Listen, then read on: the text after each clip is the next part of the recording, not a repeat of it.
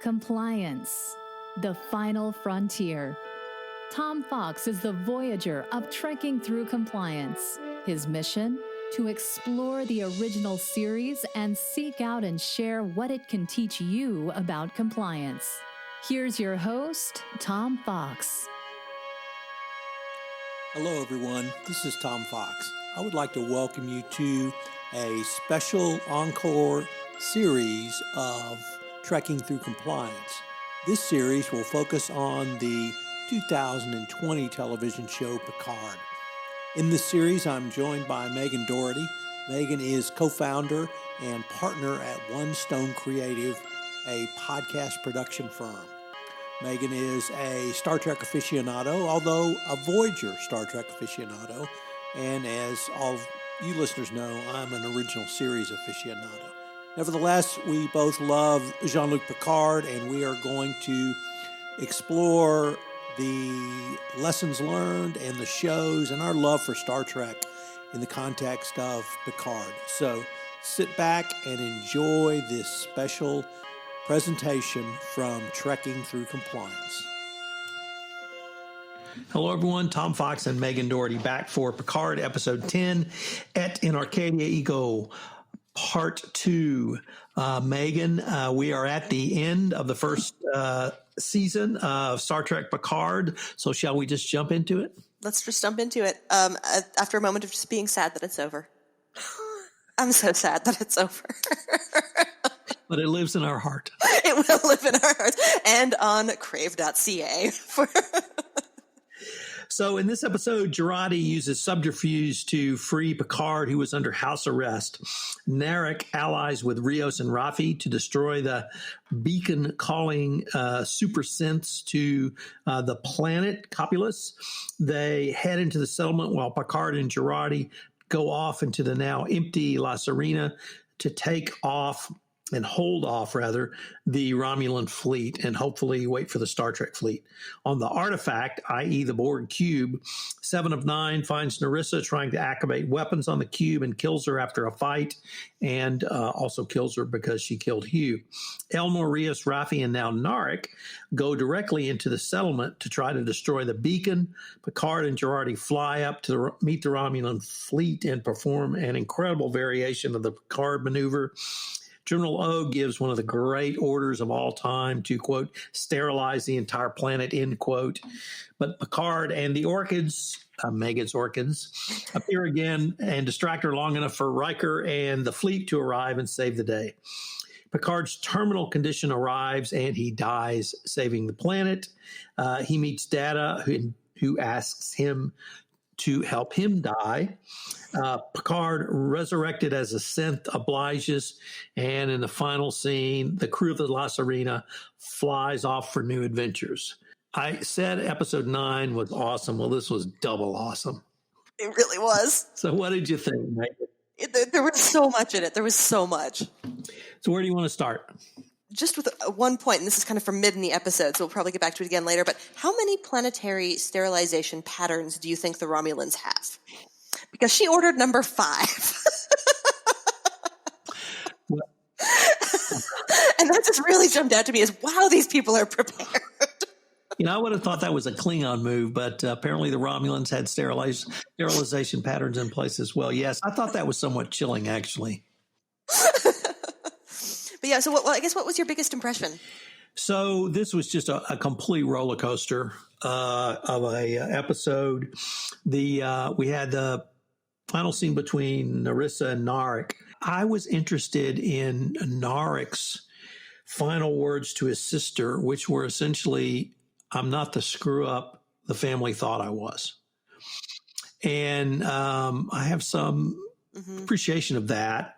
And I just thought that was an incredibly telling line, that when departing his sister, which at that point appeared to be to head off to a suicide mission, it wasn't "I love you," it wasn't "it's been real," it was, "hey, I'm not a screw up."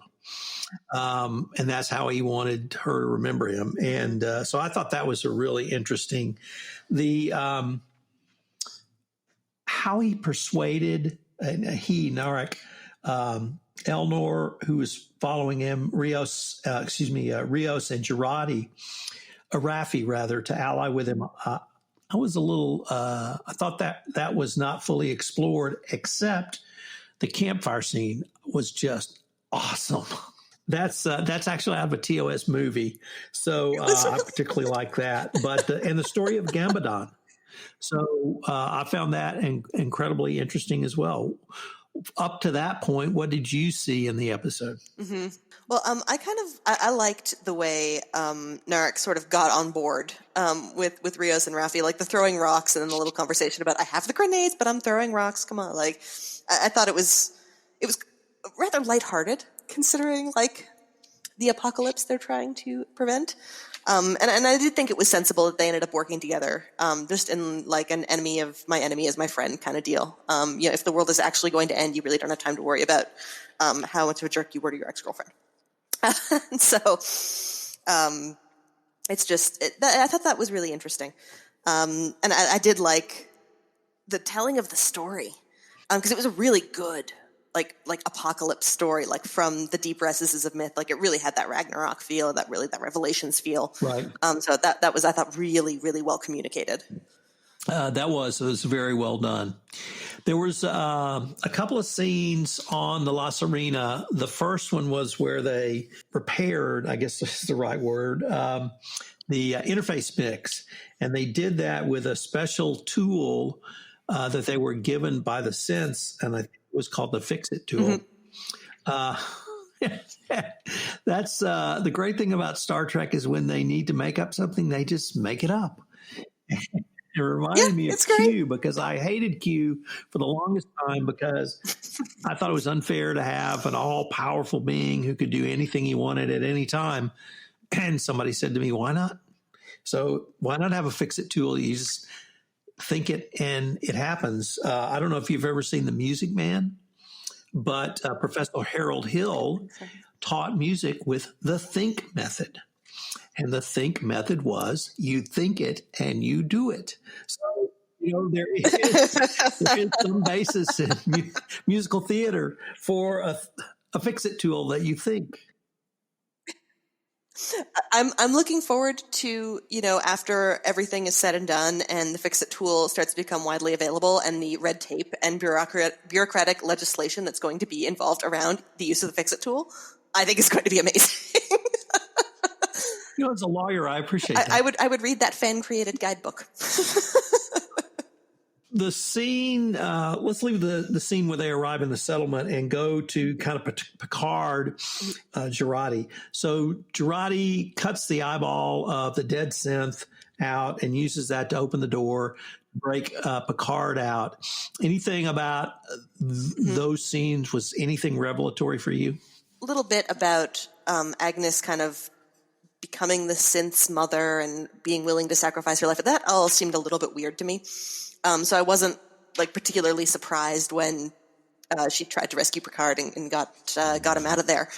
The eyeball tech was pretty cool. I think that's a fairly established trope in science fiction and spy movies, as being able to use an eyeball for that. So that was really interesting. But yeah, I think some of it was a bit convenient. But again, the different things had to happen in a certain order, so that made sense. What were your thoughts on it? It was interesting. I saw a moment of growth for Agnes when she says, I'm getting better at this spy stuff. And what she got better at was manipulation and lying. And I'm not sure that's positive, although perhaps she was, just tired of being the sweet young thing. I don't know. She wanted to channel her inner bad girlness. So maybe she'd put it out, like she had spent her whole life working towards these synths, and she meets the synths, and they're awful. So she needs a new career path. Off of her a murderous path. Yeah. Yes. When I thought it was cool watching Picard kind of take the helm again as he flew the La Serena up. And The second watching of this episode, I was much more moved by his communications to Soji of his willingness to sacrifice himself and Jurati on behalf of the Siths. And I found that to be a very moving scene. Kind of were your thoughts?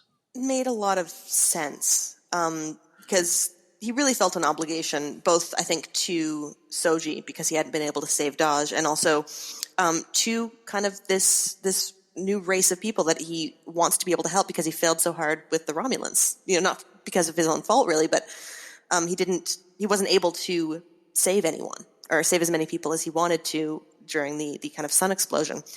And so sacrificing his life, yes, it's very moving. He did have a terminal brain injury that was rapidly decreasing, so it wasn't like he was. It was touching. It was, I think, less touching than it would have been if he had had another 30 years ahead of him that he knew about. Still very nice. What did you think? Did you think it was realistic for the way they portrayed Soji getting to the decision she made? I think so. See, I think, and you brought this up a moment ago, that the Siths really are all quite young.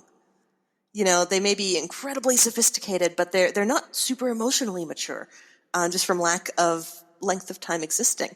So I think that process, like they adapt and they get that very fast. But I think she hadn't seen self-sacrifice like that before, and I bet it was really moving. And I think, yeah. The maneuver that Picard pulls off to duplicate the ships up to I guess a couple of hundred images, I thought was great science fiction, great tech. Once again, we saw the orchids arise from the planet. They were now 10 of them, and they sacrificed themselves and managed to stave off the Romulans for a very short period of time, but long enough for the cavalry to arrive. And how cool was that? And when the cavalry arrived, that was a great moment. That really was. So what was your How did you feel when the window opened up and Riker was there? So I thought it was cool. I have to say, I thought his little speech was even cooler. That because he gave the legal basis for being. He said that this planet has asked for and received protection from the Federation, and under the terms of the treaty between the Romulans and the Federation, that the Romulans had to withdraw. And when General O said, no, we were here first, he plays the clip of Picard, who in episode 9 had called and reported first contact and asked to put the planet and the people under Starfleet and United Federation of Planet protection. So I particularly like that. I loved having the fleet behind him. I loved it that he... The toughest, meanest ships that Starfleet has ever... Oh, yeah, it was great. Yeah. And it's that... not so much the threat of violence, but the threat of power, but using diplomacy with power behind you to achieve a goal, which is what I find fascinating. And just that particular scene when you can see the two space armies and all of the Starfleet sheets kind of light up and they're ready to go. That was very exciting. It was very, very cool. So then we got to, we have the death of Picard. And we had then his scene with Data, both incredibly moving. I guess first let's take the reactions to the death of Picard from all of the people. How did you feel about their reactions? I thought they were all they seemed honest. They seemed genuine. It seemed, I thought it was kind of what it needed to be. There were two that struck me, Rios and Raffi. The one that struck me about Raffi was not really her reaction to Picard's death. It was her reaction to Elnor and her comforting of Elnor, who was clearly distraught. And it showed her in a very maternal way, but I also thought it showed great strength from her because she was clearly distraught. Yet she recognized in her kind of emotional pain, there was someone there who was either in greater pain or needed someone, and she was that someone. And Rios, I thought it was great when, he said, I said I'd never fall in love again. Yeah. That is the classic line of every guy, probably every girl, but certainly every guy I know, and I said I'd never do it again, and I did it again. That whole scene with he and Seven drinking the horrible liquor was just charming. Right. Really, really charming. I guess I saw more humanity in Seven in that scene than probably any other scene. Well, I don't know. That's fair. Anyways, a lot of humanity from Seven, but I really loved Rios. Then we had the scene in the cloud between Picard and Data. And it was just perfect. I was thinking, I tried to think last night of all of the times you saw kind of the perfect death scene or the perfect saying goodbye scene. Mm-hmm. And I could think of about 3 in all of entertainment. And I thought that it's everything I wanted as a TNG fan that I didn't get at the end of the television show, and certainly even at the end of the movies, because the original series had a final movie. And so I felt like I got to say goodbye to the original series crew in Star Trek VI, but after Nemesis, there were no further TNG movies. So I felt like I got to satisfy that part of what I wanted to see. So how about you? I found the whole thing very touching. Like the technology of it was really cool. That Data's consciousness had been going on this whole time. That hadn't occurred to me, but when it kind of was brought up, my first thought was, how sad that he's been alone, in this room, this consciousness for so long. I loved the conversation that they had. It was so warm and it was so touching. And then that favor at the end, Data saying, this is the last experience I want to have on my way to understanding humanity, is to know that this is going to end. And what a relationship you have to ask that of someone. And I thought that was kind of the biggest demonstration of how close they were and what a real friendship that was. That was something that Data could ask for and Picard could do. So there was one movie that I could remember where I thought they got it right. And it was a movie called They Died with Their Boots On. It was about George Armstrong Custer. And Errol Flynn played Custer and Olivia de Havilland played his wife. And in the final scene between those two, it was actually the last of 7 movies they made together. And he was leaving to go off to what became the Battle of the Little Bighorn, where he died. But it was so clear they were saying goodbye to each other in that scene. Yeah. And that's what this scene with Picard and Data reminded me of, that they were saying goodbye, and in a completely satisfying way. In a way that I felt like I got to be a part of that. And I just cannot say how moving I found that scene and how really they got it right. What did you think of the eulogy? That was almost an afterthought to me. After the scene between the two of them, I mean, I think, Picard has said more than once, he was the most human person I know, in many ways. And that seemed to me to be kind of a recitation of that. But after, I guess that was moving because it allowed him to die, to have his consciousness go away. But it was more for me when they said goodbye to each other and how they did it. And I was by that point focused on Picard as a synth. That's fair. That's fair. What did you think about that? While kind of during the death scene, I was just like, oh man, how bold for this series. They're going to let Picard die. I had forgotten the column. And so when he woke up again, I was just like, oh, and my first horrified thought was, they're not going to make him immortal. Like Patrick Stewart's it's not going to live forever. How are they going to pull this off?